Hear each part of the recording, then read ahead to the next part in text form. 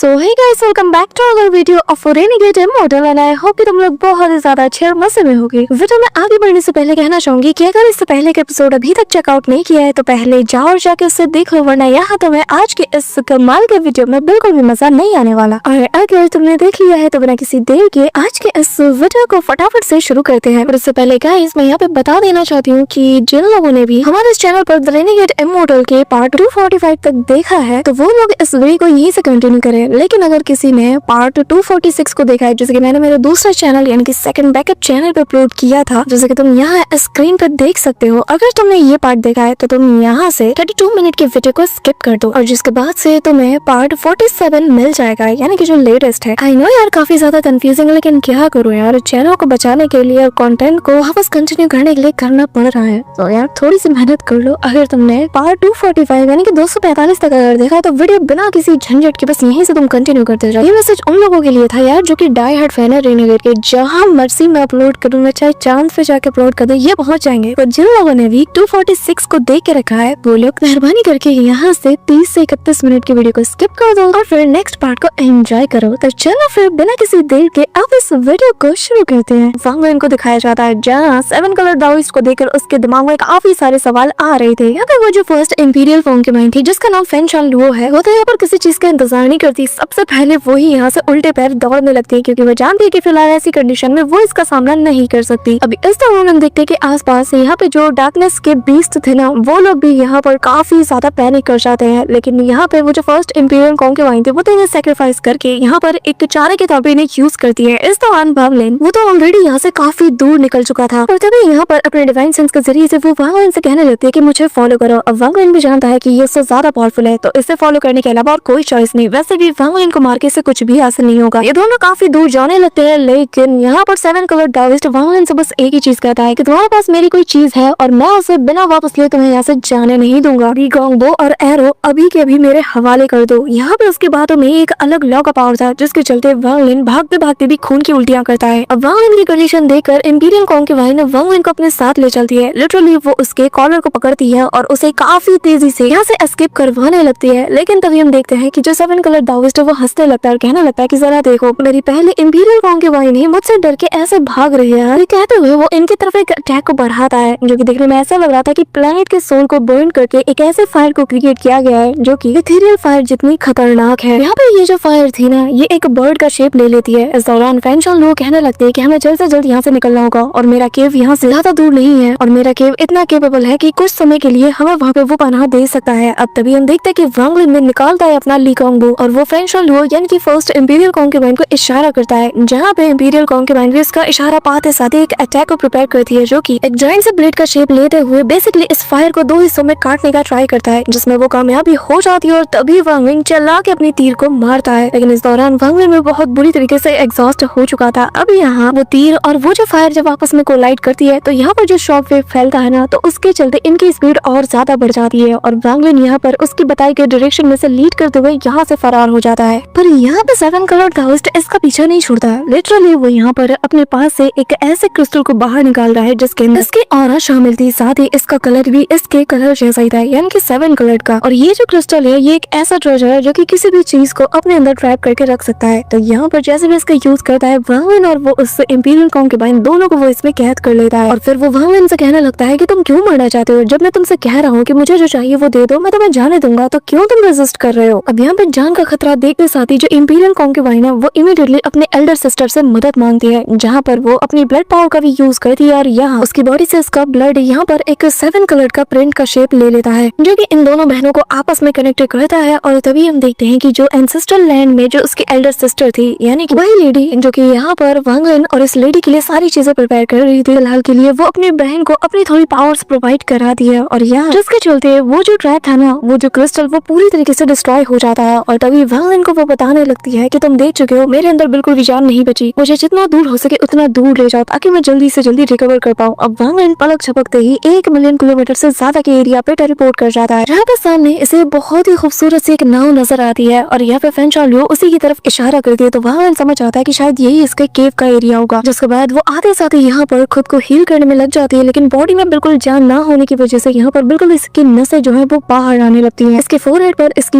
Elder sister का चेहरा नजर अंदर आता है और यहाँ कोल्ड एनर्जी काफी तेजी से एक्सपेंड होने लगती है, जो कि बेसिकली इसकी बॉडी से ही रिलीज हो रही थी। वांगलिन को समझ नहीं आ रहा था कि आखिर इसका और इसकी बहन का कनेक्शन क्या है, और साथ ही यहाँ पर मुझे मिस्टीरियस वाइब क्यों आ रही है। अब तभी वांगलिन जैसे ही इस पूरी जगह को थोड़ा सा एक्सप्लोर करता है वहाँ पे बैठे बैठे, तो वांगलिन पूरी तरीके से हक्का बक्का रह चुका था, क्योंकि जिस जगह पे वांगलिन मौजूद है और यहाँ की हर एक छोटी बड़ी चीज, यहाँ तक कि नाव के ऊपर जो लकड़ी भी मौजूद है, या फिर ये जो पूरा का पूरा इलाका है, ऐसा लग रहा है ये पूरा का पूरा एक एसेंस के जरिए से बना है, एक ऐसा एसेंस जिसे कि रिस्ट्रिक्शन एसेंस कहा जाता है। और यहाँ पे कौन सा रिस्ट्रिक्शन नहीं है, अनाइलेशन रिस्ट्रिक्शन से लेकर life and death restriction, time restriction, हर एक छोटा बड़ा रिस्ट्रिक्शन जिसे कि वांगलिन आज तक जानता है, सबका यहाँ पे मेल था। लेकिन कुछ ऐसे भी रिस्ट्रिक्शन थे जो कि बड़े बड़े लोगों का सर घुमा के रख दे। वांगलिन समझ चुका था कि अगर बाई चांस उसे ऐसा मौका मिल जाए कि उसे बस एक बार हर एक रिस्ट्रिक्शन को देखने का, स्टडी करने का मौका मिल जाए, तो वांगलिन उस लेवल पे पहुंच जाएगा जहाँ पर उसे रिस्ट्रिक्शन एसेंस मिल सकता है, भले ही छोटे लेवल पे हो लेकिन मिल सकता है। वांगलिन ये भी नोटिस कर लेता है कि ये रिस्ट्रिक्शन खतरनाक तो है, लेकिन अभी ये पूरी तरीके से एक्टिवेटेड नहीं है, बहुत ही कम परसेंटेज का एक्टिवेट है। तभी यहाँ पे 7 कलर दाओइस्ट हंसते हुए आ जाता है, और तभी वांगलिन यहाँ पे उस इंपीरियल कॉन्क्यूबाइन से कहने लगता है कि एक बात बताओ, आखिर ये बंदा है कौन? क्योंकि भले ये 7 कलर दाओइस्ट हो, लेकिन मुझे लग नहीं रहा कि जैसे ये 7 कलर दाओइस्ट है। जिस पर वो कहने लगती है कि हाँ, ये कंफ्यूजन मुझे और मेरी एल्डर सिस्टर को भी है, लेकिन हम इसी कंक्लूजन पे पहुंचे हैं कि ये 50-50 है, ये 7 कलर दाओइस्ट है भी, और एट द सेम टाइम ये 7 कलर दाओइस्ट नहीं भी है। ऐसा लगता है कि शायद इसकी मेमोरीज अभी पूरी नहीं है, जिसके चलते ये मेरे अटैक्स के परे नहीं देख पा रहा। अब तभी वांगलिन उस इंपीरियल कॉन्क्यूबाइन के बॉडी को देखने लगता है, जिसके अंदर से काफी अमाउंट पे कोल एनर्जी निकली ही जा रही थी, जिसके चलते आसपास का टेम्परेचर भी बहुत कम होने लगता है। और वांगलिन कहने लगता है कि मुझे सच सच बताओ, आखिर तुम हो कौन? क्योंकि तुम जो बता रही हो तुम वो नहीं हो, इससे पहले तुम कुछ और थी, लेकिन अब तुम कुछ और बन गई हो। जिस पे वो हंसने लगती है और कहती है कि क्या बात है, तुमने काफी जल्दी फिगर आउट कर लिया। और फिलहाल के लिए हमारे पास ज्यादा वक्त नहीं है, क्योंकि ये जो रिस्ट्रिक्शंस है ये बस 2 या 3 दिन के लिए यहाँ पर हमें बचा सकते हैं, तो हमें जल्द से जल्द कुछ ना कुछ सोचना होगा, क्योंकि 7 कलर दाओइस्ट हमें फिर जिंदा नहीं छोड़ेगा। वांगलिन उससे कहने लगता है कि पर मैं तुम पे ट्रस्ट कैसे करूँ? जिस पे वो कहने लगती है कि मानना पड़ेगा, तुम्हारे पास टैलेंट के साथ साथ दिमाग भी है। चिंता मत करो, मैं तुम्हें अपने बारे में सब कुछ बताती हूँ। इस वक्त तुम्हारे सामने फेंगशन लुओ नहीं बल्कि फेंगशन मिंग है, यानी कि इससे पहले जिसके साथ तुम थे मैं उसकी एल्डर सिस्टर हूँ। अब क्योंकि मेरी सिस्टर यानी कि फेंगशन लुओ ने तुम पे ट्रस्ट किया है, तो मैं भी तुम पे ट्रस्ट करती हूँ, और अब मैं तुम्हें वो सीक्रेट बताती हूँ जो कि किसी को नहीं पता। मेरी सिस्टर ने तुम्हें ये तो बताया होगा कि 7 कलर दाओइस्ट अपनी वाइफ यानी कि जब वो उसकी एल्डर सिस्टर यानी कि मैं फेंगशन मिंग, जब हम दोनों उस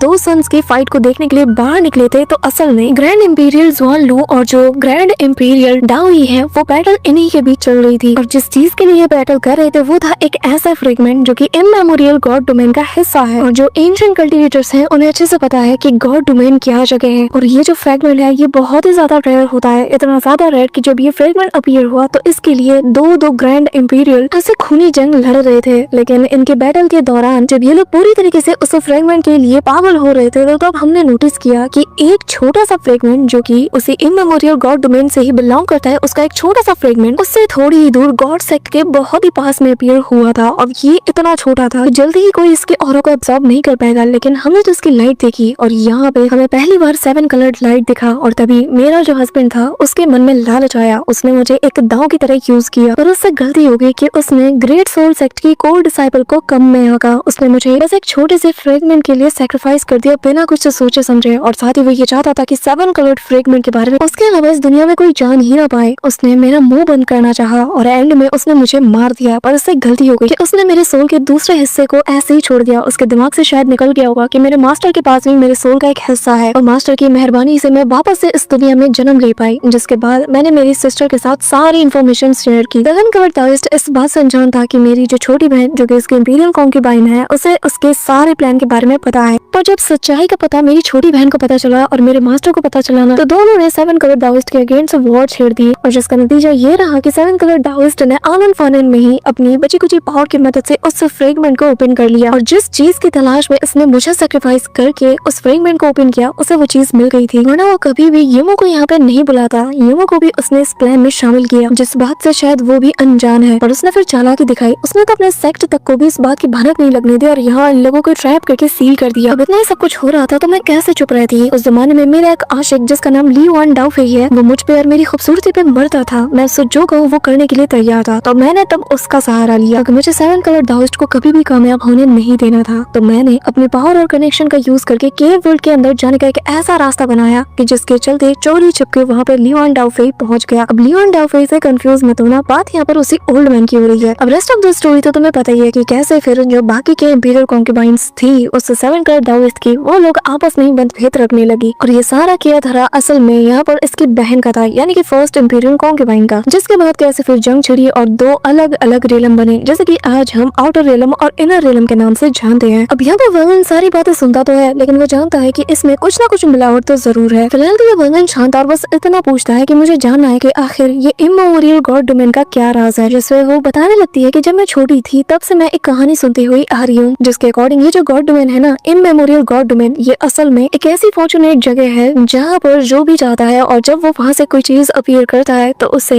इस पूरे के पूरे लैंड का सबसे फॉर्चुनेट पर्सन माना जाता है और वो आगे चल के ग्रैंड इंपीरियल बन जाता है। और जैसा कि तुम ऑलरेडी देख चुके हो कि यहाँ पर 9 सन्स हैं, यानी कि 9 ग्रैंड इंपीरियंस है। और जैसा कि मैंने बताया कि हर बार ये ओपन होता है, जो भी जाता है हासिल करके आता है उसे ये टाइटल मिलता है। और इस वक्त इमोर्टल एंसेस्टर लैंड में 9 इंपीरियन सन्स मौजूद है। तभी वांगन ये बात